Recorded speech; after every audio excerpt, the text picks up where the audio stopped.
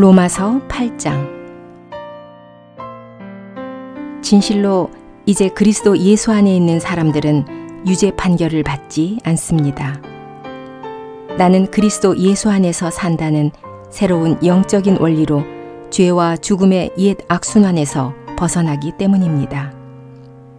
율법은 결코 의를 이룬 적이 없습니다. 인간의 본성이 약해서 늘 실패했습니다. 그러나 하나님은 자기 아들을 보내어 그를 우리처럼 인간의 악한 본성을 가지고 살게 함으로 의를 이루셨습니다. 그리고 그리스도께서 죄를 처리하시는 동안 하나님은 인간의 악한 본성에 유죄를 선고하셨습니다. 그래서 우리는 율법의 요건을 충족할 수 있습니다. 우리는 더 이상 악한 본성에 좌우되지 않고 성령이 인도하시는 대로 순종하며 살기 때문입니다. 유욕에 물든 사람은 유욕을 채울 생각만 합니다. 그러나 영적인 사람은 영적인 일에 관심을 가집니다. 전자의 태도는 곧 죽음을 의미합니다. 후자는 생명과 마음의 평안을 의미합니다. 당연한 일입니다. 유욕을 채울 생각만 하면 필연적으로 하나님이 품으신 목적에 반대하고 하나님의 율법을 따를 수 없고 따르지도 않습니다. 이런 태도를 지닌 사람들은 하나님을 기쁘게 할 수 없습니다. 그러나 하나님의 영이 여러분 안에 계시면 여러분은 유욕적인 사람이 아니라 영적인 사람입니다. 여러분 안에 그분의 영이 계시지 않으면 사실 여러분은 그리스도인이라 할 수 없습니다.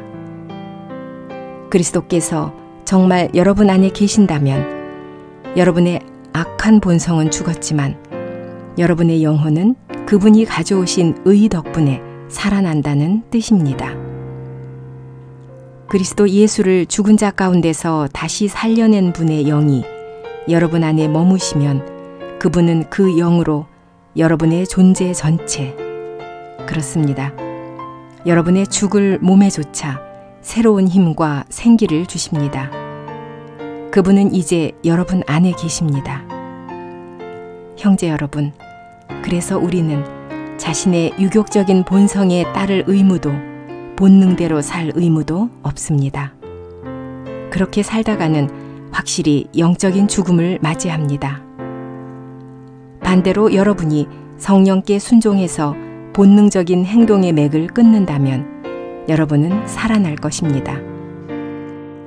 하나님의 영이 인도하시는 대로 따르는 사람은 모두 하나님의 자녀입니다.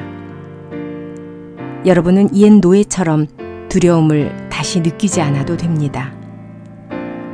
여러분은 하나님의 가족으로 입양되었고 아버지, 내 아버지라고 마음껏 부를 수 있습니다. 우리가 하나님의 자녀라는 내적인 확신을 성령이 친히 보증해 주십니다. 그 말이 무엇을 뜻하는지 생각해 보십시오. 만일 우리가 하나님의 자녀라면 그분의 상속자이며 그리스도께서 물려받으시는 것을 전부 우리도 물려받습니다. 그렇습니다. 우리가 그분과 고난을 받으면 분명히 영광도 받습니다.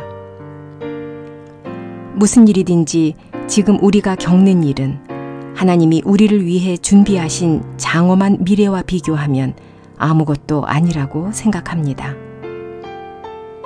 만물은 하나님의 아들들이 제 모습을 드러내는 놀라운 광경을 볼 날을 고대하고 있습니다. 피조 세계는 아직 실제를 보지 못합니다. 보지 않기로 결정해서가 아니라 하나님의 목적에 따라 시야가 몹시 제한적이기 때문입니다. 그래도 소망이 있습니다. 그 소망은 곧 마침내 피조물 전체가 몰락과 부패의 폭정에서 구출을 받아 하나님의 자녀만 가능한 장엄한 자유를 누린다는 것입니다. 누구든지 눈이 있다면 현재 모든 피조물이 괴로움에서 신음하는 모습을 분명히 볼 수 있습니다.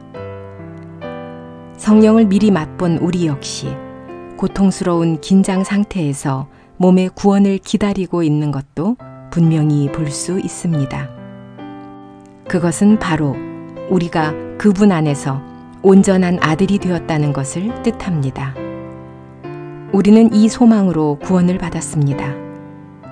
기억합시다. 소망은 우리가 아직 볼 수 없는 무언가를 기다린다는 것을 늘 의미합니다. 지금 당장 볼 수 있다면 누가 소망을 품겠습니까? 그러나 볼 수 없는 것을 우리가 소망한다면 인내하며 기다려야 합니다. 성령도 현재 제약을 받는 우리를 도우십니다. 예를 들어 우리는 바르게 기도하는 방법을 모르지만 우리 안에 계신 그분의 영은 말로 표현할 수 없이 안타깝고 간절한 마음으로 우리를 위해 기도하십니다. 성령은 하나님의 뜻에 따라 하나님을 사랑하는 사람들을 위해 기도하십니다. 마음의 비밀을 아시는 하나님은 그런 성령의 의도를 아십니다. 나아가 우리는 하나님을 사랑하는 사람들, 그분의 계획대로 부름을 받은 사람들에게 일어나는 일은 모두 선한 결과를 이룬다는 것을 압니다. 하나님은 그들을 미리 알고 선택하셔서 아들을 닮은 한 가족이 되게 하시고 아들은 여러 형제로 이루어진 가족의 맞이가 되게 하셨습니다. 그분은 오래전에 그들을 선택하셨고 때가 이르자 그들을 불러 의로운 사람으로 만들고 아들로 삼아 빛나는 생명으로 들어 올리셨습니다. 이런 사실 앞에서 우리가 무슨 말을 더 하겠습니까? 하나님이 우리를 위하신다면 누가 우리를 대적할 수 있을까요?